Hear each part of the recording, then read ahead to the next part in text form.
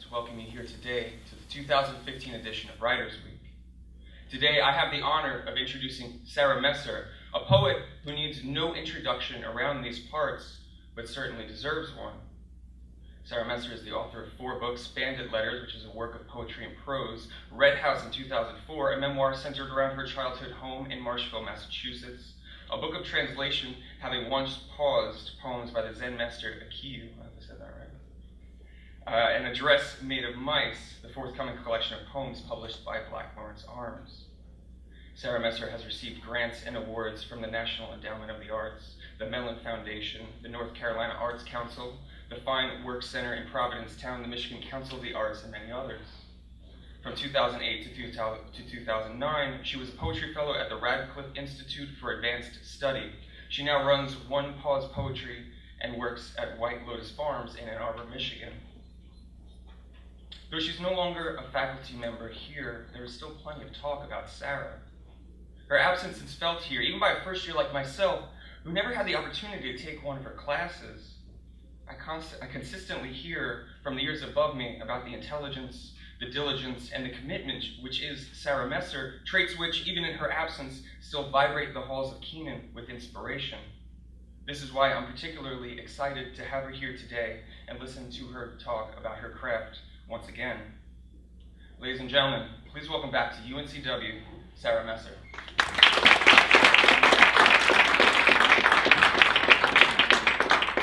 Thanks, Brent. You're so nice. I'm so happy to be back here, and I thought that I would talk today about some things that don't normally get talked about in academic settings, just because, why not? Which is the first half of what I wanted to talk about was devotional poetry. I think devotional poetry, in my definition, would be poetry that's addressing an impossible you. So it's not necessarily talking about love poems, although they could be to a person who's no longer reachable. There's a long history of a spiritual tradition of writing poetry. It's something that sometimes makes us feel a little icky, like we don't know how to deal with that. Although I do feel like inside all of us, we kind of want to write these poems. And the second half of the talk, I wanted to talk about contrapuntal poetry, which is basically point against point. It's a musical constraint usually, but you can also do it in poetry. And both of these things are approaching the idea of the impossible. Like, how do you write a poem to a being who you've never seen, maybe felt but never seen? How do you write about a spiritual experience that there's no words for? So that's what poetry is, in my feeling. It's about the impossible. Mark Doty, in his poem Source, says the poem wants the impossible, and that's the thing that always brings me back to poetry. Is I have this impossibility, and how do I make language, which is so limited, do something for me? And the contrapuntal poem is a form that can show multiple sides of something at once. And so I wanted to start, though, with the more emotional, impossible thing. I'll start by just talking a little bit about the history of devotional poetry and its problems. And then we'll look at a few devotional poems, and then I have an exercise. And anytime you can interrupt me and ask questions. If you have a pen, I wanted to actually start with an assignment that's not for today, but you can do. This is called a 49-day daily devotional Obad Nocturne Bardo exercise. And so 49 days is the period of time when you wander after death in the Bardo, which is the Tibetan Buddhist idea of what happens after death. And when you're wandering the Bardo, you are trying to pay very close attention to your mind and not to be attracted or averse to anything, because the minute that you see something that you're attracted to, you'll be incarnated as that thing. So that's why you meditate. So be ready for the Bardo. Also, if you're horrified by something, you'll be there. So if you see two really good-looking bugs that are like getting on, then you'll be a baby bug. One thing that they do in the Tibetan Book of the Dead is they read the Tibetan Book of the Dead over the body for 49 days, and they mostly just say like, pay very close attention, Sarah Messer, like pay very close attention. Like they keep saying your name over and over again. So the closest thing that we have to the bardo in this realm is sleeping. So this assignment is to write a poem that will fit on one side of an index card the first thing when you wake up. And it has to just fit in the index card, and it doesn't, just write whatever's in your mind and put it in like a drawer or a box for the morning index cards. And don't think about it, don't look at it, don't revise it. And then at night, right before you go to bed, you do the same thing. You write on another set of index cards and put it in a box right before you go to sleep. Now you could, if you wanted, use this exercise to address the beloved, whoever that is for you, whatever that is for you. Or you could just write the first or last thought that comes into your mind. And then after 49 days, you collect them, and then you like look at them and then make a poem out of them. The idea of this is to kind of short circuit your like poetry mind. Everybody has, like, when they sit down to like write a poem, they have their poetic voice, and that's fine, but it also can get in your way. I found, like with myself, that I really wanted to write a much more emotionally intimate poetry, but it was hard for me to access that. So I had the idea that I would write these index cards to this divine being, who and with the thought that no one would ever see them. And it turns out that they did wind up getting into some poems I'll read tomorrow night, some of these lines. But it was a way to like short circuit my inner critic. So that's the exercise if you want to take that on. You'll notice that a lot of things I do are based in procedural poetics, meaning unusual or unconventional formal constraints. And so coming out of like a kind of experimental Uli Po background or Fluxus background, so things like writing on an index card, that's the form. Later we're going to pass out some paint chips or blows that I got that you're going to write on. And then we have an exercise where you're responding directly to other lines. If you're interested in these kinds of things, Bernadette Mayer has a lot of poetry experiments from the 70s that are really great from the St. Mark's Poetry Project.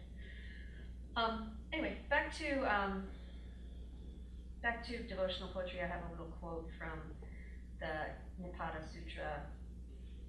As a flower blown out by the wind goes to rest and cannot be defined, so the wise man freed from individuality goes to rest and cannot be defined, gone beyond all images, gone beyond the power of words.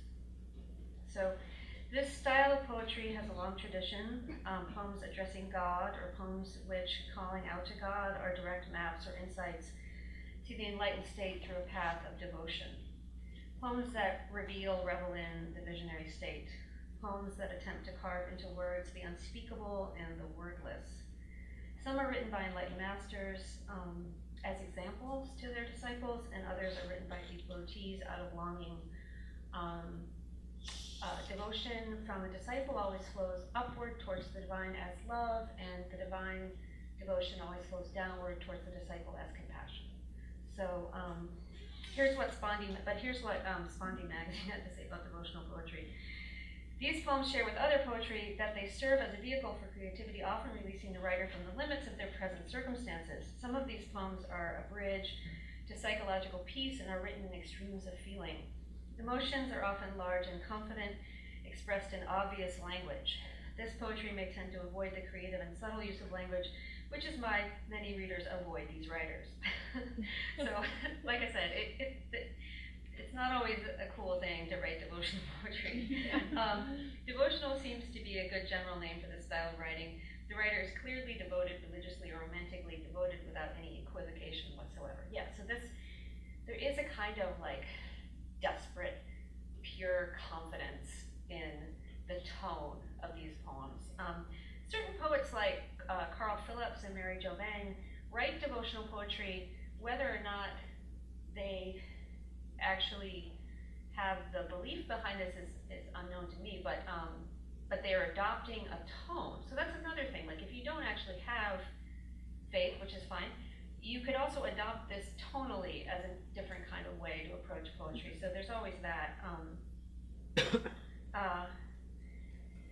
So often this kind of writing is so personal or so religious, it means something only to their beloved, a friend, to a spouse, leaving the rest of us out. Yeah, so that's another reason why it's a problem. Sometimes the term duende is used. This is slightly off the topic, but I'm just going to talk about duende a little bit. Duende is the spirit of evocation. It comes from inside as a physical, emotional response to music. It's what gives you chills, makes you smile or cry as a bold reaction to an artistic performance that is particularly expressive. Folk music in general, especially flamenco, tends to embody an authenticity that comes from people whose culture is enriched by diaspora and hardship, the human condition of joys and sorrows. It is thus as universal in its meaning as it is immensely personal and culturally contextual by its nature. So this is a term that Lorca, Federico Garcia Lorca, developed. He gave a lecture in Buenos Aires in 1933, Play and Theory of the Duende, and he was talking about music and flamenco in particular. So he says, the duende then is a power, not a work. It is a struggle, not a thought. I have heard an old maestro of the guitar say, duende is not in the throat. The duende climbs up inside you from the soles of your feet, meaning this, it is not a question of ability, but of true living style of blood, the most ancient culture of spontaneous creation. The duende's arrival always means a radical change in forms. It brings to old plains unknown feelings of freshness with the quality of something newly created, like a miracle, and it produces an almost religious enthusiasm. All arts are capable of duende, but where it finds greatest range naturally is in music, dance, and spoken poetry. For these arts require a living body to interpret them, being forms that are born, die, and open their contours against an exact present. So duende, that's a lot that I just threw at you, but duende is this combination of, how I understand it anyway, is beauty and sadness at the same time, beauty and darkness at the same time, joy and sorrow at the same time. Joy and sorrow held together, which creates a beauty and appreciation of the present moment.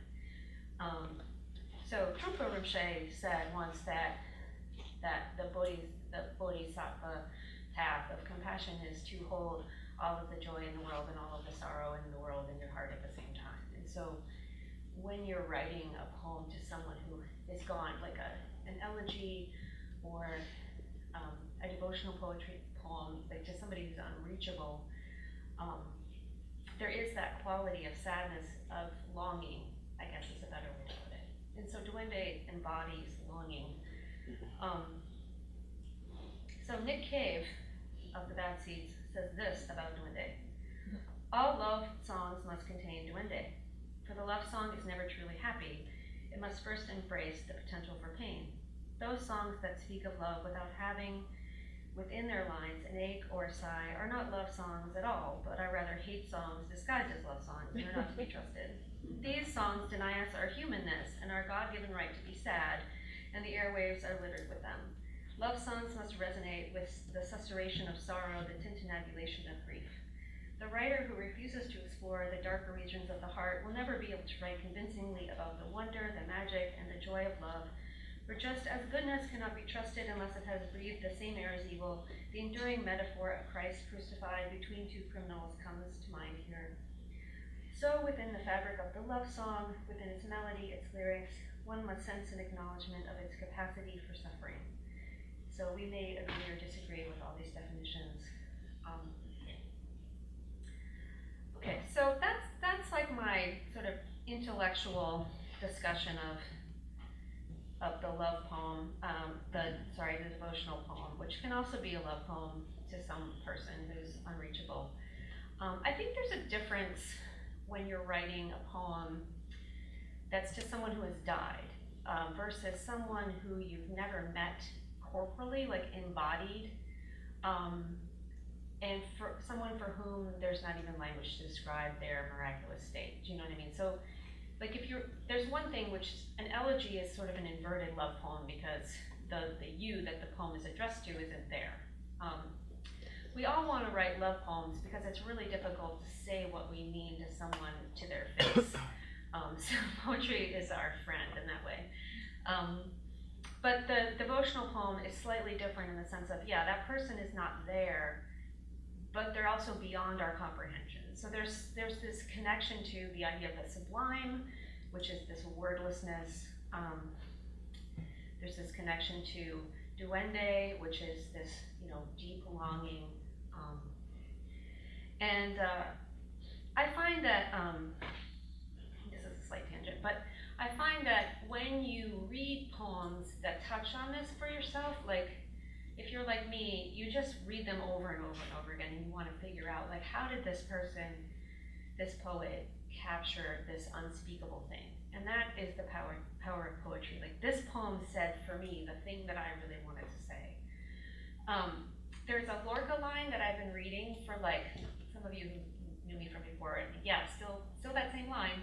Reading it for like 5 years now. When I read this line, I want to like crawl inside the line and like lie there. Like, that's how I feel, because it's so, to me, so beautiful, and it's from the Galsea, I'm not pronouncing that right, of Unforeseen Love. 1,000 Persian ponies slept in the moonlit plaza of your forehead. 1,000 Persian ponies slept in the moonlit plaza of your forehead. For 4 nights I embraced your waist, enemy of the snow. So, I'll say it again. 1,000 Persian ponies slept in the moonlit parlor of your forehead. For 4 nights I embraced your waist, enemy of the snow. I mean, I don't know about you, but I'm like, okay, something happens with 1,000 Persian ponies, okay, I see that. Slept, okay, they're sleeping. In the moonlit parlor, in the moonlit courtyard. Okay, so there's a courtyard, and it's at night, and there's a moon, and there's 1,000 ponies, and they're sleeping, but then it's someone's forehead. And you're like, wait, my brain just exploded, and it's just one line. But like, he's madly in love with this person who he's saying this line to, and he's like, how can I express the impossibility of my feelings for you? And I've made up this line, which is 1,000 Persian ponies. Like, your forehead is so beautiful that it's like a palace courtyard in moonlight, but then there's 1,000 ponies in there. Like, they're all beautiful. Like, and that's how I feel about your forehead. Like, so, and then for 4 nights, like, we were together for 4 nights, and my arm embraced your waist, which was the enemy of the snow. Like, I've never heard anything so beautiful. The enemy of the snow. Like, okay, you get in your mind, like, it's so pale that the snow is jealous of it. Or it's so hot that it's the opposite of the snow, right? So this is one of those examples of, like, juxtaposing these 2 words together, enemy of the snow, to describe someone's waist, as the power of poetry to be able to, describe this impossible feeling. So these are the kinds of things that I think about by myself when I'm not teaching or whatever, someone's sharing it with you. I post it on Facebook like every 5 months, like, remember this Lorca line, everyone. And I just read a Borges line the other night that I think might be the new line, but I don't have it memorized yet, sorry. But I freaked out and kept reading it over and over again. Let me just read you, I have 2 poems here that are like my own little examples of these 2 things we're going to talk about today. The first one is my really lame attempt at a devotional poem, which is right here. I'm writing these poems to a devotional being who, for whatever reason, lately has taken the form of like a red, stag-headed being that lives in the sky. Don't ask, I don't know. But feel great devotion for this being. So this is the poem, only sky animal, I can no longer reach your antlers now that the rest stop has shut every backdoor star. Doubts and radiators have become monuments. Even my coughing has weight. I wear your skin while I'm sleeping, animal monument. I breathe into the canoe of your claw. Someone has stopped sending the fruit I had ordered that I arranged each night on the altar of your collarbone. Someone said stop using the telescope to find you. Sound became the edges of the skyline where I wait, where my body is a building with couples dancing on every floor.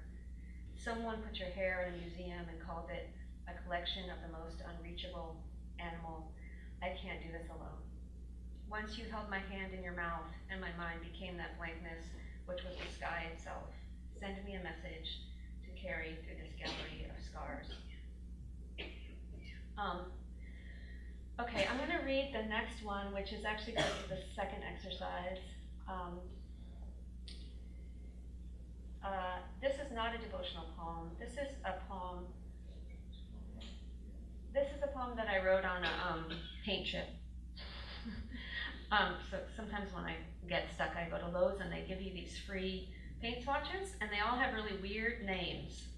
Like I found a bunch of them we're gonna hand out. My friend Mark stole one which was called Favorite Tan. That's for Trader, and then Icy Breeze. He put them together and made a little poem. Favorite Tan, Icy Breeze.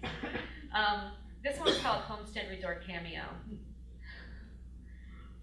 I wore my animal head to the party, antlers strung with moss, because it was the end of a neon era and 30 dogs barked in the empty square. At the party, everyone else was an animal too, fur and tooth and long hairs draping the hummus. We climbed a crystal staircase inside a musical loop. When the last neon ended, I slept beneath a chair, still wearing my hooves. My antlers lounged on a chair by the pool. To leave, we opened a door inside the plaster scratch marks. I emerged at Homestead Resort, the exact replica of the original homestead. I made a brief appearance wearing my grandmother's profile. Where are your antlers? My friends asked. I shrunk my head to the size of a locket just to fit in the door. I wrote that on the paint chip itself, so it has a little square form. See? So just remember that for later. But let's get back to the devotional poetry. I wanted to just read. Can we go to the So there's a couple of devotional poems that I just want to read to you to get you in the mood.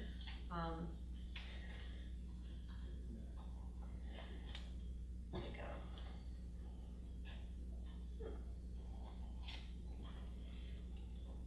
Oh, thank you.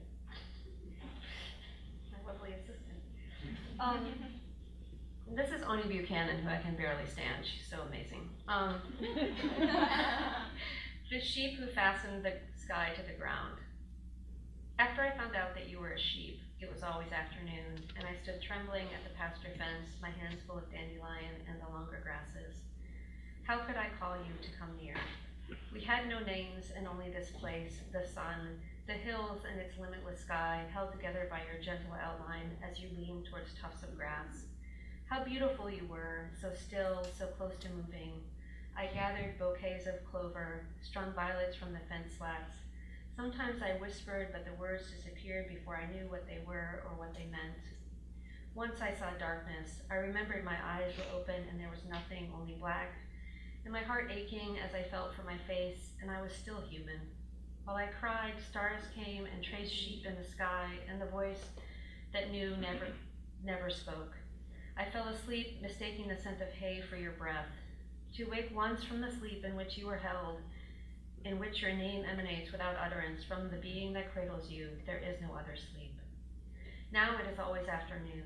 How can I call you when we have no names? I search for the clover and violets. There are always enough. My shadow is always the same length and shaped with arms and legs. Between us, the distance of field is green and exact. The sun gleams from its cloudless height. I know that there is enough time, that there is always enough. Please, come to me, remember me, undo this world. And I'm gonna read this one poem by Franz Wright called One Heart.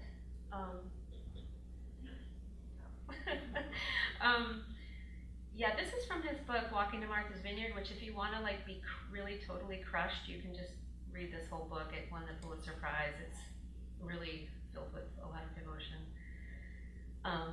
One heart. It is late afternoon and I have just returned from the longer version of my walk nobody knows about. For the first time in nearly a month, and everything changed. It is the end of March. Once more, I have lived. This morning, a young woman described what it's like shooting coke with a baby in your arms.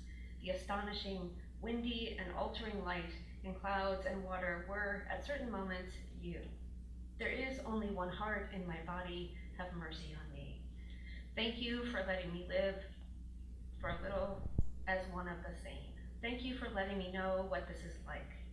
Thank you for letting me look at your frightening blue sky without fear, and your terrible world without terror, and your loveless, psychotic, and hopelessly lost with this love.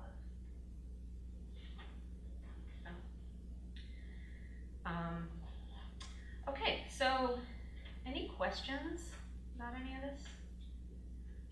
Yes? Franz Wright. Franz Wright.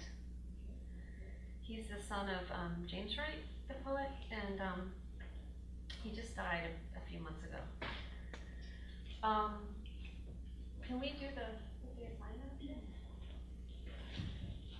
Any other questions? Yes. Hi. Hi.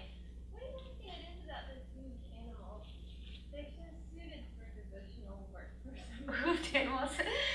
Yeah, I don't know. I personally like hoofed animals very much. I take care of them on the farm. They're herd animals, you know, so they're not predators. I'll tell you a funny story. So the goats come into I take care of about 40 goats, and so I milk them at night, and they come in and they go up on the sand and they have their grain in a little bowl, and then I milk them. And one night the bowl was missing, and I got the bowl from the pen and I put it back in, but then none of the goats would eat out of that bowl, and so I thought it was like the haunted bowl. And these were goats that are like big pigs, and they're just like, oh, I can't eat out of this bowl. And I'm like, what is with this bowl? And then I realized that it was the guard dog's bowl. So it was a predator's bowl. And so that's how sensitive they are. They're like, they can't, because it's a dog's bowl. Even though the dog lives with them and is like their guardian, they're terrified of her. And so they wouldn't, so I had to like get a new bowl for them, and then they were okay. But that's what I mean. They're so kind of helpless and normally herd-like. And, you know, sometimes people are herd-like. I don't know if that's a good answer. Any other questions?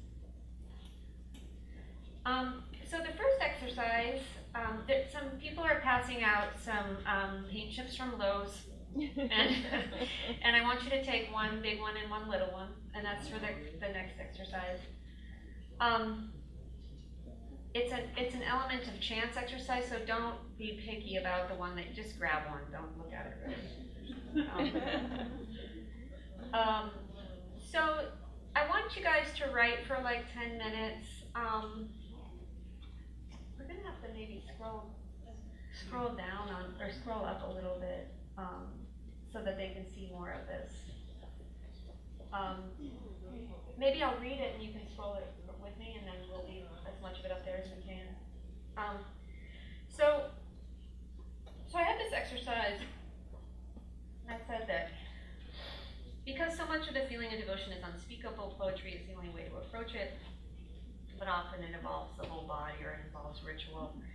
So these are exercises. I said write any or all of the following and then arrange as needed.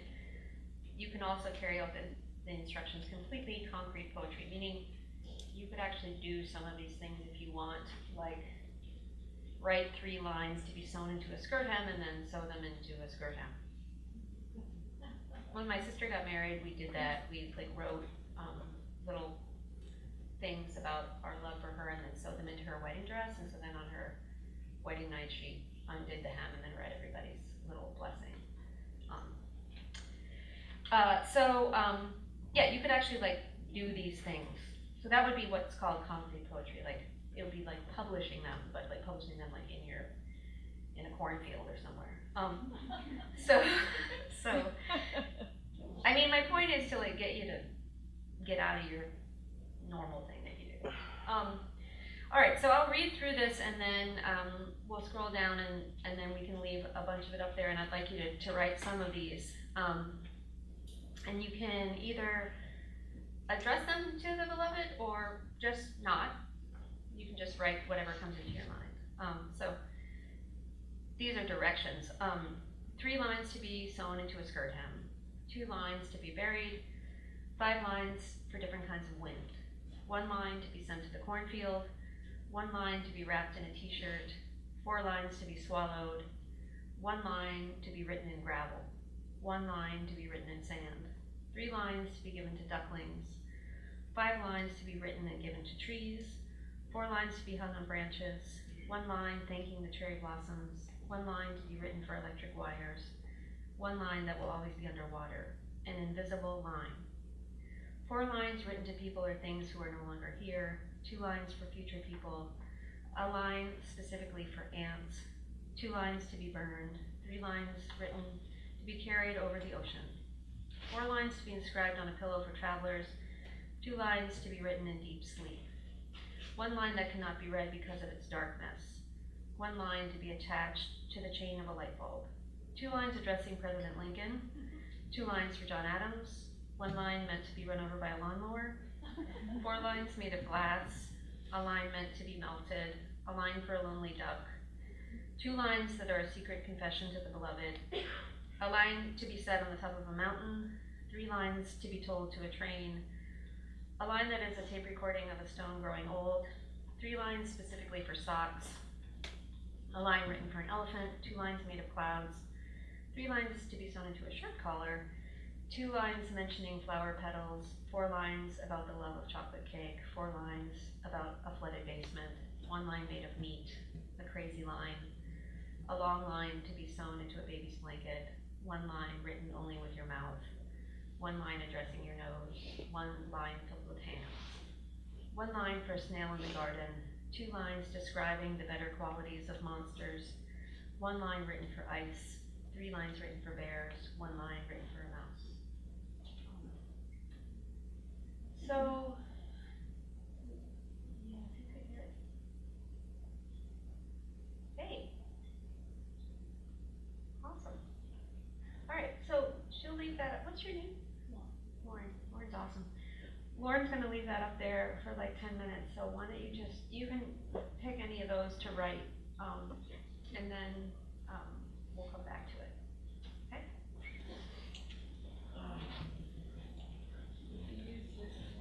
No, don't use the page of yet. That's a different thing. That's different. That's the next thing. Yeah, and they have this on the iCloud shared thing. So I think if you guys who are students want it, probably get it. Right, Brent? Yeah.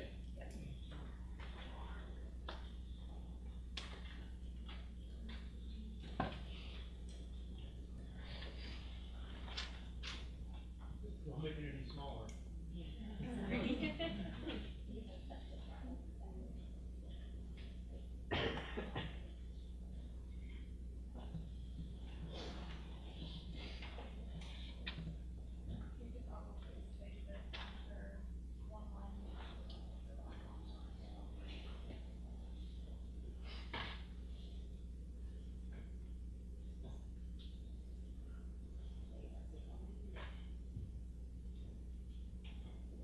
You guys in the back see it okay?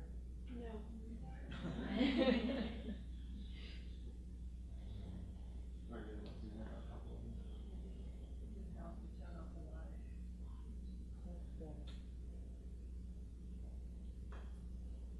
Your seats up front, you're not in church.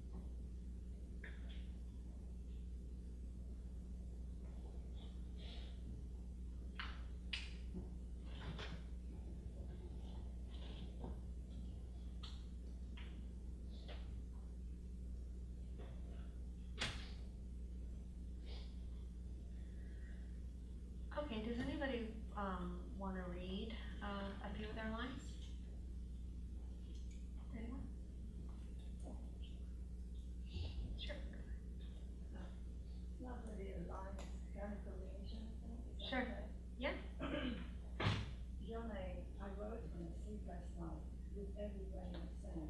Excuse me, I'm starting again. Your name I wrote on a sleepless night with every grain of sand.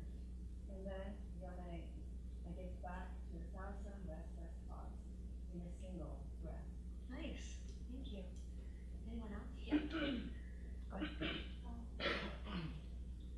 The pantry is empty except for a can of chickpeas, glass jars stained with flowers that I never used for lavender pastries, crumbs that no ants had the pleasure of storing behind electric wires, copper nets filled with sandy meat. You melted into branches, rich with elegant flowers and thorny weeds. Your love was like a garden I had no time to tend to. The ice had settled into a t-shirt. It was gray with flowers and chocolate skulls.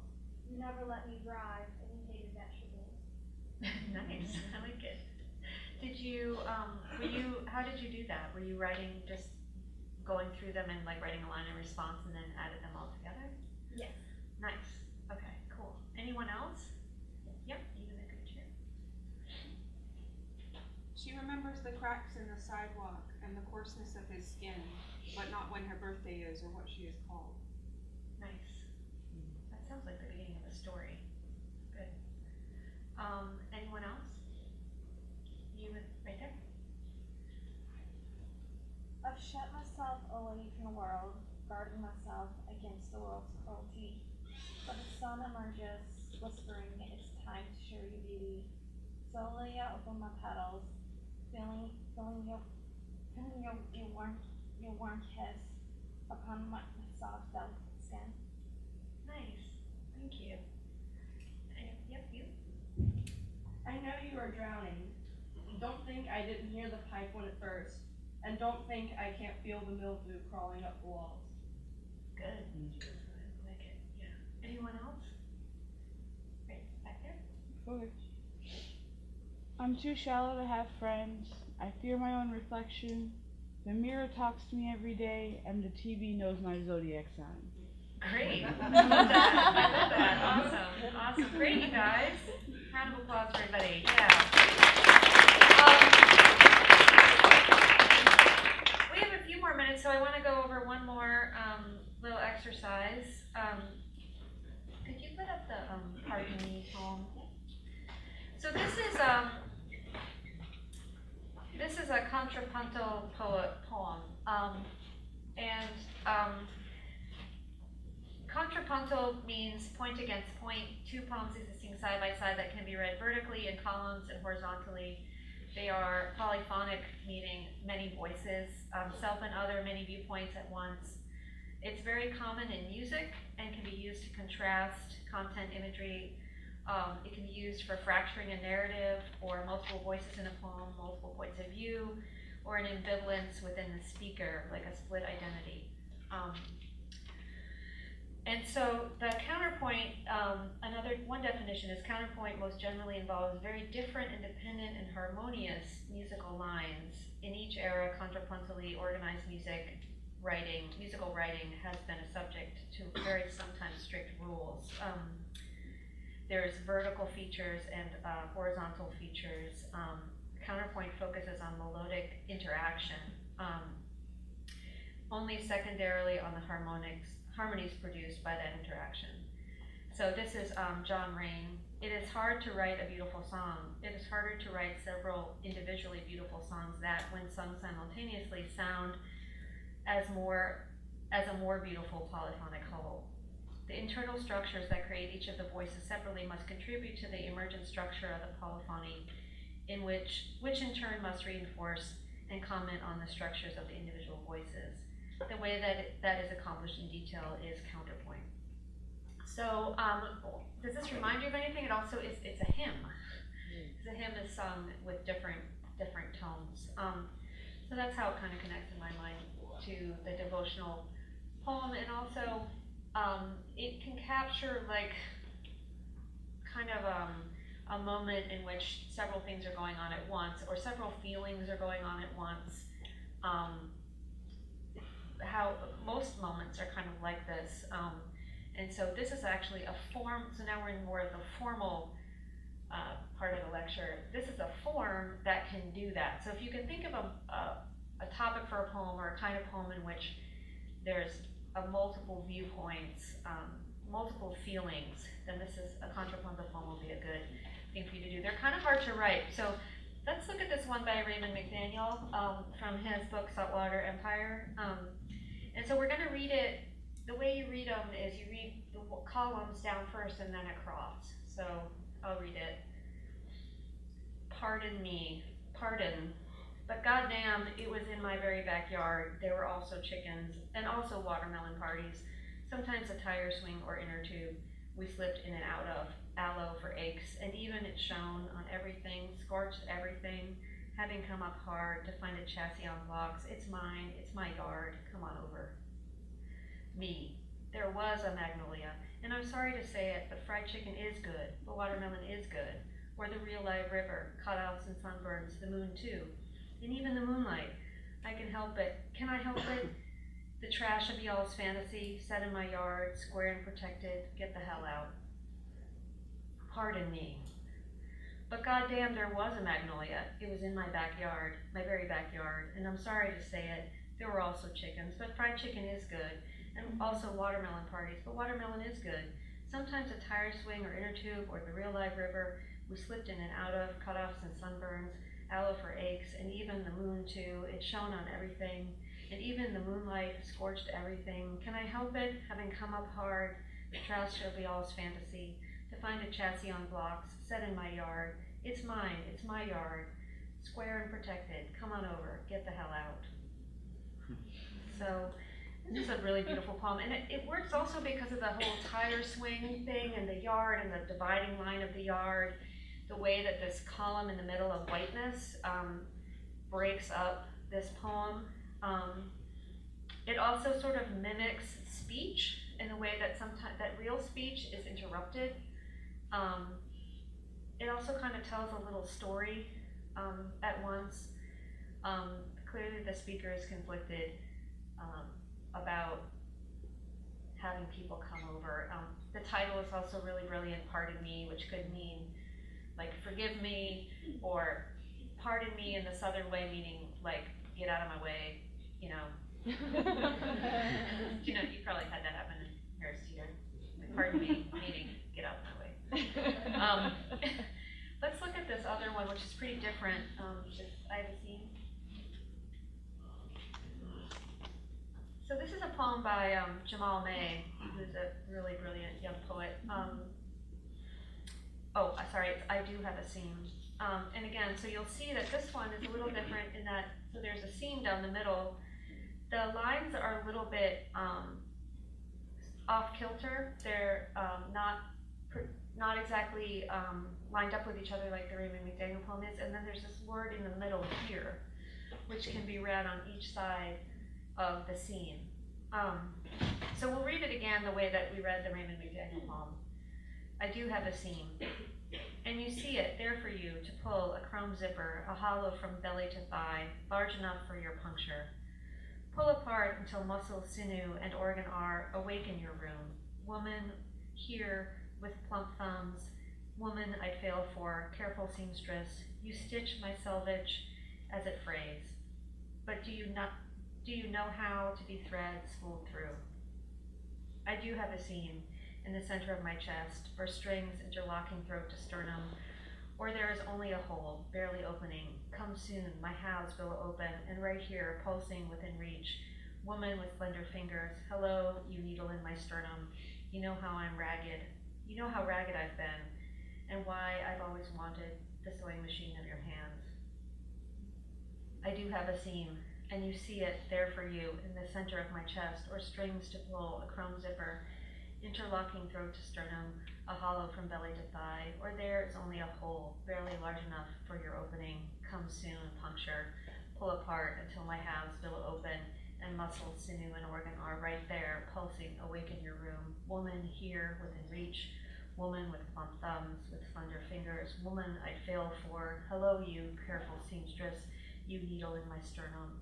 Stitch my selvage as it frays, you know how ragged I've been, but do you know how and why I've always wanted to be thread spooled through the sewing machine of your hands? Okay, any questions about the contrapuntal poem? It seems kind of impossible, right? But that's the theme of today's talk, so it's in keeping with that, the impossible. I think you can do it. I think you can do it, and I have a little trick for you to try. It may work. Yeah, so I went to Lowe's and I got these paint chips. And I'd like you to write on one of them. You can use the title of the paint chip. Does anybody have a particularly cool title of a paint chip? What is it? You have one? What is it? Magic Spell. Magic Spell. Okay, that's good. What do you have? I have lime candy. Lime candy. Yep. Mark Twain, House Yes. Tea light. Tea light. Good. Yeah. Bakery box. Bakery box. Subtle canopy. Subtle canopy. What have you got back there? Spiced vinegar. Spiced vinegar. There's one out there called Sigh. I liked that one. You got that one? Yeah. There's some really good ones. Tibetan Temple, that's one of them. So you can use, if you're stuck, just use bakery box and just start writing, and then write on the other one. Try to write the same poem, but start over. Whoops, start over on the other one. So the idea is that your mind's job is to make connections, and so even if it seems totally disconnected, there's a connection. So don't think about the contrapuntal poem, just think about writing two poems that fit on the sides of those cards, and you can either use the title of the paint chip as your title of your poem. So that Homestead Resort cameo, that was my paint chip poem. So you can see that you can get real far out with it. Like I was writing about antlers and party and hummus and going through a keyhole and like whatever, just from that cameo. Why don't you do that, and then so just write on one, and actually you can write, I'm hoping you can write on the paint chip. That was my idea. And so that's your constraint. It has to fit on the paint chip, and then the other one has to fit on the other paint chip. And then you can see if they go together, if they could be put side by side, like My Favorite Tan and Icy Breeze. Okay, question? Yeah. So the way you write a contrapuntal poem is you tell the same story but on two different spaces, and they're kind of intertwined. Mm-hmm. Yeah, I mean, there's so many different kinds of them. Like the two that I gave, like the first one's pretty narrative. The second one is more internal, and so the themes are, like you can see the themes are really the same, but it becomes like one sentence. I mean, you could try to just write a poem and then split it in half and see how that worked, but for the purposes of this exercise, mostly I just wanted you to write on paint chips because it's really cool. Just try that. I mean, as a way to get into it. But there's also ones that are more experimental, you know, that don't have a narrative necessarily. So.